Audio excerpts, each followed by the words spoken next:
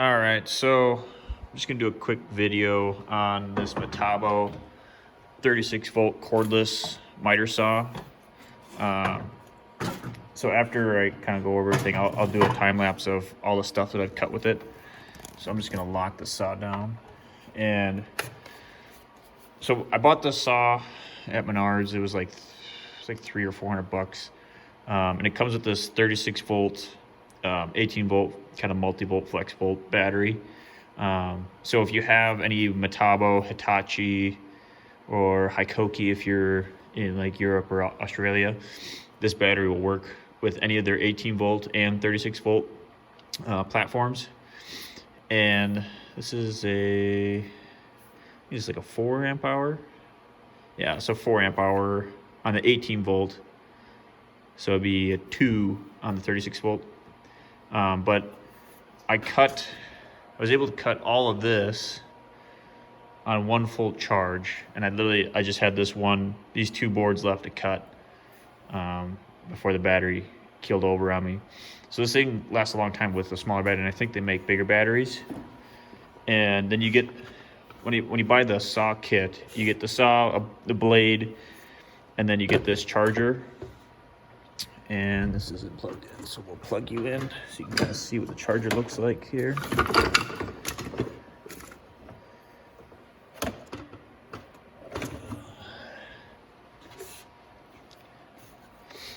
So as the charger lights up, blue flashing means it's charging, green means it's full, and then if it's red, that means the battery's too hot to charge, and then the purple, I think it means there's something wrong.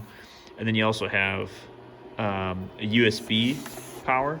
So on the back side here, there's one USB port that you can plug your phone into while this is charging, which is kind of handy, especially in my garage. I'm kind of limited on plugs.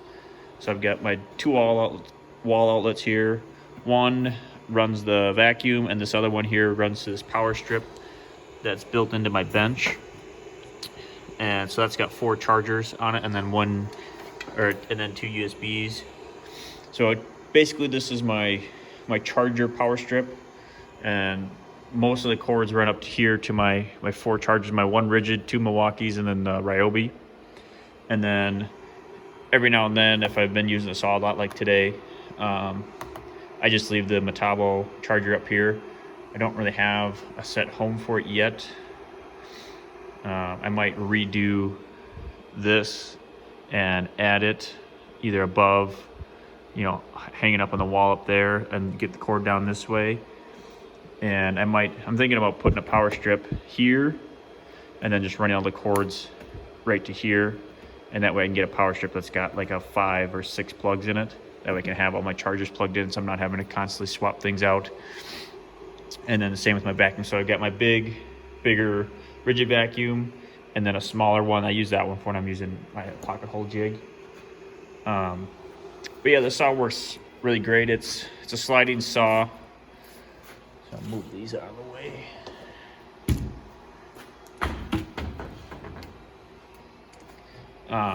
So saw, I've had it now for probably like 2 or 3 months, and I used to have, or I still have, a rigid 10-inch saw that's just a regular chop saw. It doesn't slide, and that one worked great. But I just wanted this for the extra capacity of the sliding, just because I do a lot of projects where having that little bit of extra capacity to cut stuff down is really nice, like this bench here. Just having, even if I have this as a half glue up, being able to just rip down that one edge, get it straight on the chop saw versus the table saw makes it so much easier. Going over some of the features of the saw. So one of the main reasons why I wanted this saw was the rail system. So as you can see, the rails are forward, versus like in most sliding miter saws you'll see where the rails stick out behind, which allows me to keep this saw I think about the same distance, if not maybe a little bit farther out than my rigid was away from the wall, which is nice for me because obviously I'm in my garage and it's already a mess. So being able to take up a little bit less space with this is huge. And then you got your Standard features, you got a dust collection, which this thing does actually a pretty good job. Doesn't look like it, but a lot of times I tend to not turn on my vacuum if I'm doing 1 or 2 cuts. But for the most part, it does a pretty good job with dust collection. I built this shroud that's just kind of hanging on the wall here as an attempt to kind of keep the majority of the dust contained kind of in this area. It doesn't do the greatest of jobs, but it kind of helps a little bit. And then it gives me kind of a little shelf here to put some scraps. And then my computer I'll set up here. If I have a cut list of something and I don't want to print out a sheet, I can set my laptop up here and I can see on my screen what I'm cutting. And then it's just right there. I come down here, measure, cut, and move on with my life. So the battery goes here. The Metabo and Hitachi, they also have an AC adapter that you can buy. I don't remember how much it costs. It's pretty spendy though. But basically it just pretends, it acts like a battery. It slides in and then it's got like a 20-foot long cord and you can just plug it into the wall like a normal saw. So that's kind of nice if you're a contractor and you want you know, a saw that can be portable and cordless to get your job site started. And then once you get, you know, your electrical services run, then you can plug it in and it can be kind of in a stationary situation like I have here, where it's on a mobile stand with the rollers and everything on that. And then, you know, once you get more to set up in your shop or in your site, you can have it plugged in. You don't have to worry about charging your batteries. And then you can use that 36-volt battery on any other Metabo tools you might have, like their impacts and their drill drivers and stuff like that. Yeah, and then the other feature it's not nice, but I was using it today just as to help hold my stop blocks down, is this clamp. It's not the greatest thing on earth just because you got to twist it. It's just a giant, it's all thread here, so you got to spin it and screw it up and then down. So it's not the most convenient thing to use.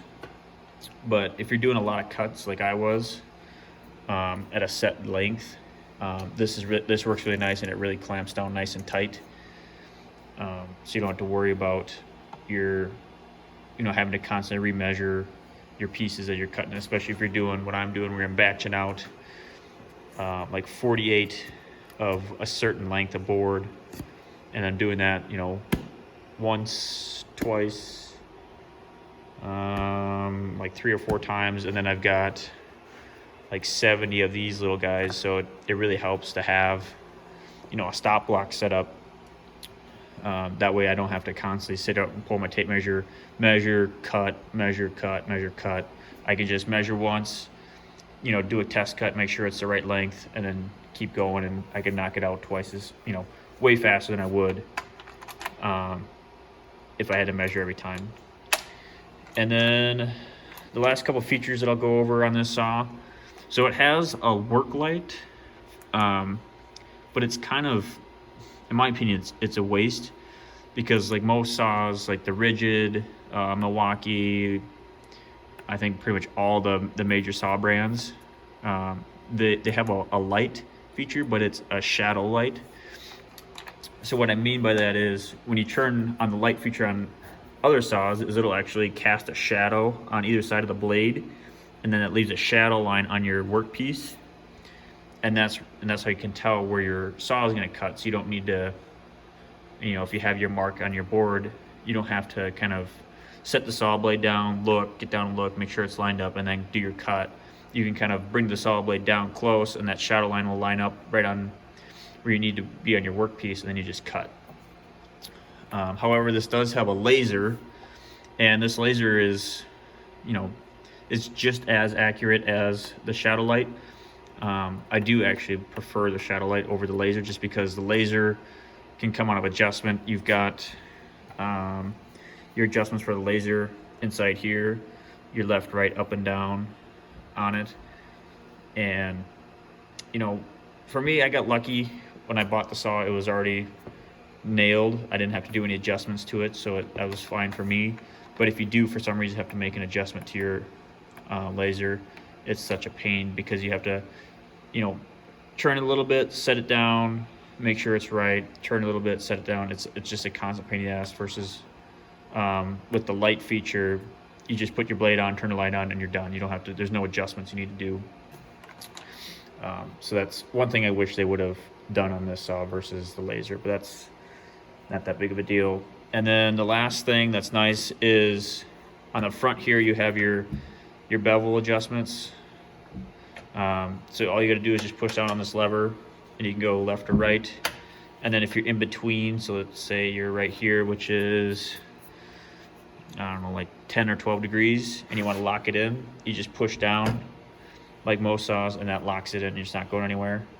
Then just simply lift up, and then it's got positive stops at 0, I think 15, 22 and a half, 30, and 45. And then going this way, I can go only to 45, but going the other way, I can go to 60. But I can't do that right now because it's blocked up against that. And then in order to control your miter cut, you actually can just push this lever up. Slide the saw over. And then the saw, it just automatically will bevel itself, which is nice because saws like my rigid saw, you have to go behind and there's a knob that you got to twist to loosen it up, and then you got to crank it over and then tighten it back down if you don't want it to be at all the way at 45. So it's nice to have that unlock and lock for the bevel or for the miter up front.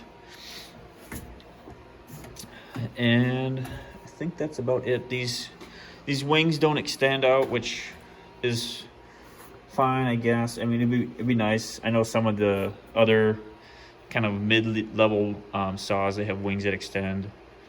I think the DeWalt lower range saw, that's like $300 or $400. I think it's got a metal bar or metal wire wing that extends out like 3 or 4 inches on either side. And I think the Husky saw does it as well. But I think theirs is a metal plate, kind of like this. But yeah, it's a good saw. If you're looking for a 10-inch, sliding miter saw, I would say, keep an eye out, look for this guy, because for what you're getting, it's cordless, and it's going to cost you just as much, if not more, to get something else. Because I was originally looking to get a Bosch with their 10-inch sliding miter saw with the kind of swing arm mechanism that they have, but their 10-inch saw was like $200 more than this, and this is cordless, which for me helps a lot because I don't have a lot of plugins over here. I literally just have those two right there, so being able to be cordless over here really helps, because my original plan was to have this saw on the other side of the garage next to a plug, but since it's cordless, I can keep it over here, and it really helps me make my workflow a lot better. And like, I'm right against my garage door, so if I have a long piece of wood, all I gotta do is open the garage door, stick it up the door, rest it on the extensions there, cut it, and just kind of slowly feed it back into the garage. So it's nice, because if I had it, back there where my heater and all my junk is, it'd be taking up 12, 16 feet of space, because I need all that space on either side for cutting, versus having it over here being cordless. I got enough room where I can make it work. But I think that's about all I got on this guy. And I'll throw a time lapse of me cutting all of this stuff. I did all this today. It only took probably an hour and a half, 2 hours to cut everything. And then that battery literally just petered out as I was cutting these last boards here. So I literally have like 7 or 8 more cuts out of this, and then I'm done with my cuts on the miter saw. And then I just got to finish up these bins, which will be tomorrow, and I'll probably have a video out on that for the weekend. That's all I got for you guys. Make sure to like and subscribe, and I'll catch you in the next one.